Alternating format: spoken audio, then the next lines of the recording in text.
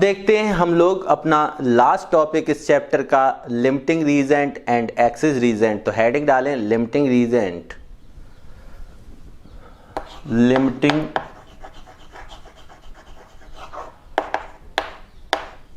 Reagent. Limiting reagent को हम लोग कैसे डिफाइन कर सकते हैं? अगर कोई भी रिएक्टेंट कंप्लीटली रिएक्ट कर जाए तो क्या इसको बोलते हैं?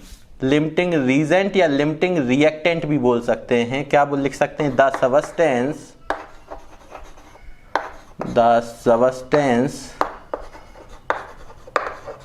which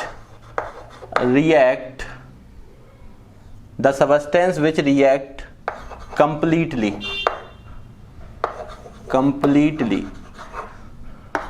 is called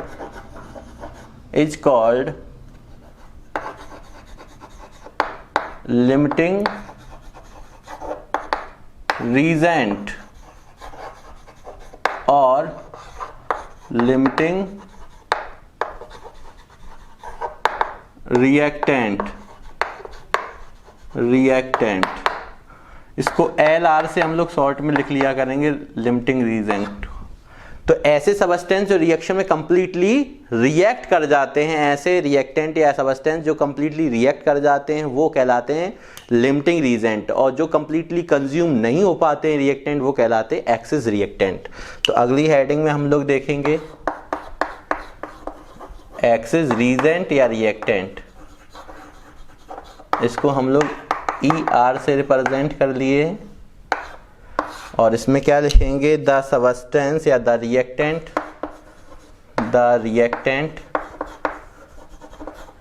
लिख लो या सबस्टेंस लिख लो, एक ही चीज है। Substance which is not completely consumed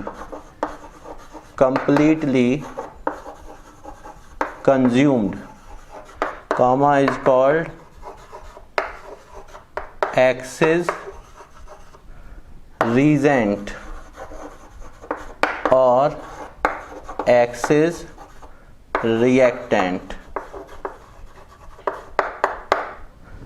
यहां पे कुछ चीजें समझ लें। जो अपना मास या मोल्स निकालते हैं, प्रोडक्ट जितना कितना मास और मोल्स कितने प्रोडक्ट के फॉर्म्ड हुए हैं, तो आप ऐसे लिख सकते हैं mass oblique moles of the product formed, mass oblique moles of the product formed depends upon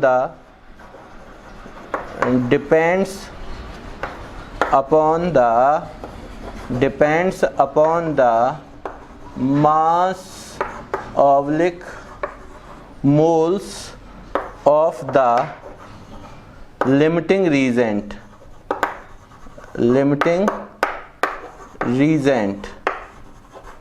और एक चीज ध्यान रखनी है यहाँ पे कि some mass oblique moles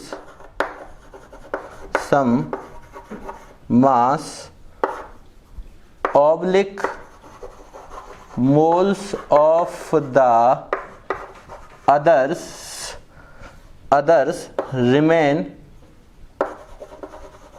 remains unreacted।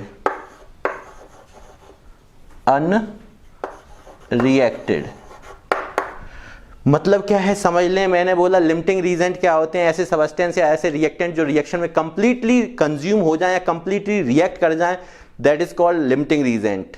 जो पूर्ण रूप से खर्च हो जाए, जितना लेके चलें उतना पूरा कंज्यूम हो जाए, तो लिमिटिंग रीजेंट। अगर कंप्लीटली कंज्यूम ना हो, the substance oblique reactant which is not completely consume is called excess reagent. ध्यान रखना, मास या मोल्स जो भी प्रोडक्ट फॉर्म होता है, चाहे मोल्स के टर्म्स में आप निकाल लो या मास के टर्म्स में, जो भी प्रोडक्ट फॉर्म होता है वो डिपेंड्स करता है लिमिटिंग रीजेंट पे। जो कंप्लीटली कंज्यूम होता है वही तो प्रोडक्ट फॉर्म करेगा, तो डिपेंड किस पे करेगा? मास ऑब्लिक मोल्स अगर ले रहे हैं प्रोडक्ट के जो फॉर्म हो रहे हैं वो डिपेंड करते हैं लिमिटिंग रीजेंट पे। दैट मीन्स मास लेके चल रहे हैं तो mass of the limiting region पे डिपेंड करेगा, और मोल्स लेके चल रहे हैं moles of the limiting region पे डिपेंड करेंगे। क्यों करेंगे? कंप्लीटली कंज्यूम होके जो फॉर्म हो रहा है उस पर ये डिपेंड करते हैं, और वो कंप्लीटली कंज्यूम कौन होता है? Limiting region. और कुछ मास और मोल्स रिएक्टेंट के अनरिएक्टेड होते हैं, जो कंज्यूम नहीं हो पाता है, जो रिमेन रह जाता है, कुछ अनरिएक्टेड रहता है, ठीक है। तो जो एक्सिस रीजेंट पर डिपेंड करेगा। यहाँ पे देखते हैं एक क्वेश्चन इस पे डिपेंडेंट में कराना चाह रहा हूँ। फॉर एग्जाम्पल कैसा क्वेश्चन आपसे बन सकता है इसमें अच्छे से अच्छा आप उसको लिख लें। 20 ग्राम calcium carbonate treated with 20 gram HCl. How many grams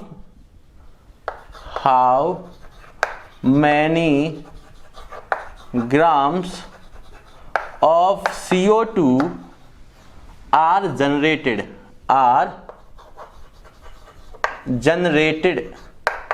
पहला क्वेश्चन यहां तक है। और दूसरा पूछ सकता है which is the limiting reagent. LR का मतलब लिमिटिंग रीजेंट। कह रहा है 20 ग्राम कैल्शियम कार्बोनेट ट्रीट कर रहा है 20 ग्राम HCl के साथ, तो बताओ कितने ग्राम CO2 जनरेट होगा और इनमें से कौन सा लिमिटिंग रीजेंट होगा, क्या कैल्शियम कार्बोनेट या HCl। तो अपने को यहाँ पे पिछले वाले अपने ने पोर्शन पढ़ा था, एक जगह पे क्या पढ़ा था हम लोगों ने, स्टाइकियोमेट्री, वहां भी मैंने इसकी रिएक्शन करा के आपको दिखाई थी। तो उम्मीद है आपको वो पीछे वाला आपने लेक्चर देखा होगा। CaCO3 रिएक्ट करता है जब HCl के साथ, तो ये ब्रेक होता है कैल्शियम कार्बोनेट में और ये H+ कार्बोनेट फर्दर ब्रेक होता है ऑक्साइड CO2 में, तो वहां से कैल्शियम क्लोराइड बन जाएगा। यहाँ पे 2 लेके चलेंगे, मैं पीछे करा चुका हूँ पिछले लेक्चर में। CaCl2 के साथ साथ यहाँ पे CO2 रिलीज होती है और रिमेनिंग वाटर रह जाता है यहाँ पे। तो ये चीज हम रिएक्शन पीछे देख चुके हैं, हमने आपको आयन एक्सचेंज के द्वारा आपको बता दी थी। यहाँ पे इसका मास भी हमने बताया था, ये कितना आता है 100 ग्राम। और अगर यहाँ देखेंगे H का बन क्लोरीन का होता है 35.5, तो ये होगा 36.5 इंटू 2, तो ये हो जाएगा 72 होता 0.5 73 ग्राम, ये इतना आ जाएगा। तो आप यहाँ से देखें कार्बन डाइऑक्साइड की बात कर रहा है, तो ये कितना होगा 44 ग्राम। मॉलिक्यूलर मास निकाल के देख लेंगे आप लोग, ठीक है। तो यहाँ पे हम लोग लिख सकते हैं नाउ सिंस अब मैं कैल्शियम कार्बोनेट की बात कर रहा हूँ, कितना प्रोड्यूस कर रहा है 100 ग्राम इसका, 100 ग्राम calcium carbonate produces CO2 equal 44 ग्राम। तो बताइए therefore 1 gram calcium carbonate will produce CO2 44 upon 100 इतने ग्राम। देयरफॉर कितने ग्राम लेके चलने हैं 20 ग्राम, तो 20 ग्राम CaCO3 will produce carbon dioxide equal 44 upon 100 into 20 ग्राम। तो इसको सॉल्व करो, 25 जा हो जाएगा, यहाँ पे 5 का डिवाइड कर दो 8 टाइम्स इतने ग्राम। अब ये बात हुई थी कैल्शियम कार्बोनेट की। अब हम लोग देखते हैं सेकंड हमारा कौन है HCl। तो HCl का कितने ग्राम है 73 ग्राम। तो अब 73 ग्राम HCl प्रोड्यूस CO2 इक्वल, यहाँ से थोड़ा पोर्शन अलग है, इसको ध्यान रखना, सेकंड पार्ट है। कितना ये भी प्रोड्यूस कर रहा है 44 ग्राम। अगर 100 ग्राम कार्बोनेट कैल्शियम कार्बोनेट प्रोड्यूस करेगा 44, तो HCl भी कितना प्रोड्यूस कर रहा है 44 ग्राम। तो इसके लिए 1 ग्राम के लिए 1 ग्राम HCl कितना प्रोड्यूस करेगा CO2, तो 44 अपॉन 73 ग्राम। अगर मैं बात करूं कितने ग्राम पूछा गया 20 ग्राम, ये भी लेके चलेंगे। 20 ग्राम HCl will produce CO2 equal 44 upon 73 into 20। इसको आप सॉल्व कर लें, इसको सॉल्व करके देखिए आप जल्दी से, यहाँ पे कितना आ जाएगा, ये समथिंग 12.505 के समथिंग आएगा, इतने ग्राम, ये इतने ग्राम है। तो आप यहाँ पे देखिए 8.8 ग्राम है, यहाँ पे 12.05 ग्राम है। दोनों में से स्मॉलर अमाउंट किसका है, इसका मतलब ये कंप्लीटली कंज्यूम होके बना है, ठीक है। और ये आपका एक्सेस का काम करेगा, ये आपका लिमिटिंग का काम करेगा। तो इसको लिखते कैसे हैं वो समझ लें। आप यहाँ पे लिख सकते हैं स्मॉलर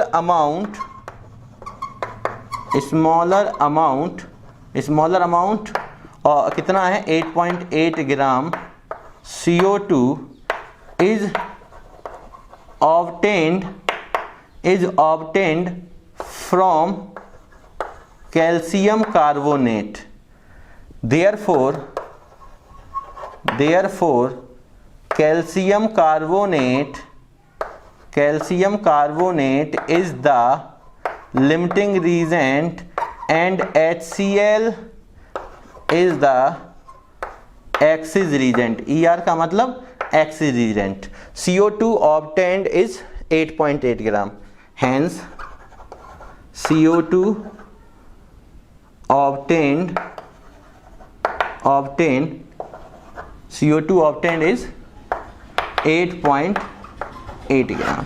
यहां से आपको केवल ये करना भाई, 100 ग्राम कैल्शियम कार्बोनेट से भी 44 ग्राम हो रहा, तो 73 ग्राम HCl से भी 44 ग्राम आपका CO2 प्रोड्यूस हो रहा है। तो दोनों में से स्मॉलर अमाउंट में CO2 किसके थ्रू प्रोड्यूस हो रहा है? जिसके थ्रू स्मॉलर अमाउंट में होगा वो लिमिटिंग रीजेंट होगा, अदरवाइज दूसरा वाला हमारा क्या हो जाएगा? एक्सिस रीजेंट होगा। और जो स्मॉलर के थ्रू प्राप्त हो रहा है उसका अमाउंट ही उसका रियल होगा, क्योंकि मैंने कहा था यहाँ मास और मोल्स किस पे डिपेंड करते हैं? लिमिटिंग रीजेंट पे, नॉट एक्सिस रीजेंट। तो इसको एक बार देख लें, एक क्वेश्चन और मैं इस पे करा दे रहा हूं। मैं इधर वाला पोर्शन रफ कर रहा हूं, इधर देख लीजिए एक बार। चलिए मैं रफ कर दे रहा हूं।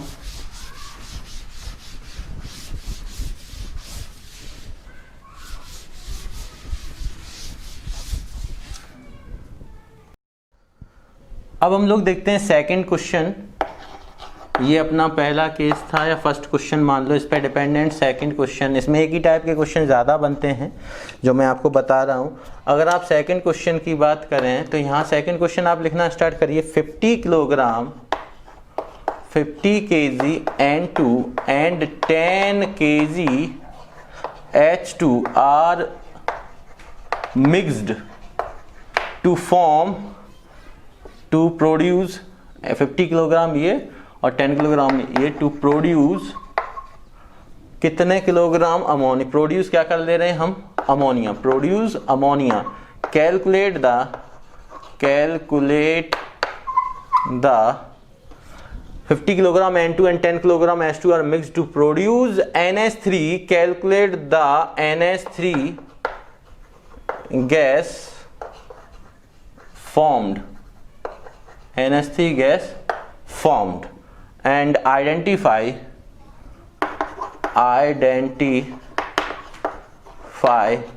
the limiting reagent। ये अपने पास क्वेश्चन है, देखते हैं जल्दी से बताएं। इसी तरीके से सॉल्व करते हैं हम लोग इसको। तो हमें N2 लेना है, N2 की रिएक्शन H2 से कराना और क्या प्रोड्यूस करना? अमोनिया। बैलेंसिंग आप जानते हो, नाइट्रोजन 2 है, 2 लिखेंगे, 2 नाइट्रोजन हो गए, इधर 6 हाइड्रोजन हो गए, तो 6 करने के लिए 3 लगा दिया। यहाँ पे ये गैसियस फेज में होता है और ये भी अमोनिया गैसियस फेज में होगा। नाइट्रोजन का अगर मैं मास निकालता हूँ 214 होता है, 2 का हो जाएगा 28 ग्राम। यहाँ पे 3 2 6, 6 × 1 6 किलोग्राम में है, तो किलोग्राम में ये भी लेके चलेंगे 6 किलोग्राम। और यहाँ पे N का 14 और 3 हाइड्रोजन 17, 17 2 34 किलोग्राम हो जाएगा ये। ठीक है, यहाँ से हम लोग अभी पहले केस को चला रहे हैं। यहाँ पे पहले N2 से कितना प्रोड्यूस हुआ, तो आप लिख सकते हैं since 28 kilogram N2 produces ammonia equal 34 kilogram. तो बताइए देयरफॉर, अब आप जानते हैं 1 किलोग्राम के लिए आप निकाल देंगे 1 kilogram N2 will produce ammonia 34/28 kilogram. यहाँ से आप कितने के लिए 50 किलोग्राम N2 यूज कर रहे हैं हम लोग। 50 किलोग्राम N2 प्रोड्यूस कितना अमोनिया होगा? 34/28 × 50। अब इसको आप जल्दी से सॉल्व करिए और देखिए कितना आ रहा है। समथिंग 60.71 किलोग्राम आएगा, 60.71 किलोग्राम। अब देखते हैं सेकंड वाला हमारे पास है 6 kilogram. Since 6 kilogram hydrogen produces ammonia equal 34 kilogram, जैसे उसमें कर रहे थे वैसे ही कर रहे हैं। तो बताइए 1 किलोग्राम हाइड्रोजन कितना प्रोड्यूस करेगा? 1 kilogram will produce ammonia 34/6 kilogram. तो यहाँ से हमें बताइए कितना आ जाएगा आपका। 10 किलोग्राम की बात कर रहा है, तो 10 kilogram hydrogen will produce ammonia equal 34/6 × 10। इसको आप सॉल्व करके देखिए जल्दी से। 56.67 किलोग्राम के समथिंग आएगा। स्मॉलर वैल्यू किसकी है? स्मॉलर वैल्यू ये अपनी स्मॉलर वैल्यू है, तो हम यहाँ पे क्या लिख सकते हैं? Smaller amount is 56.67। अगर ये 56.67 किलोग्राम अमोनिया है बनेगी आपकी, प्रोड्यूस होगी, and the limiting reagent is, अब किसके द्वारा स्मॉलर बन रही है, ये बन रही है हाइड्रोजन के द्वारा, यहां लार्जर बन रही है, तो ये limiting reagent is H2 and excess reagent is, कौन होगा एक्सिस रीजेंट जिसके द्वारा ज्यादा बन रहा है, तो ये होगा N2। इस चीज को आपको ध्यान देना है और इस चीज को हम यहीं पे खत्म कर रहे हैं। ये अपना कंप्लीट टॉपिक हो चुका है और मिलते हैं एटॉमिक स्ट्रक्चर में। तब तक के लिए स्वस्थ मन से घर पे पढ़ते रहें। जय हिंद, जय भारत, थैंक यू।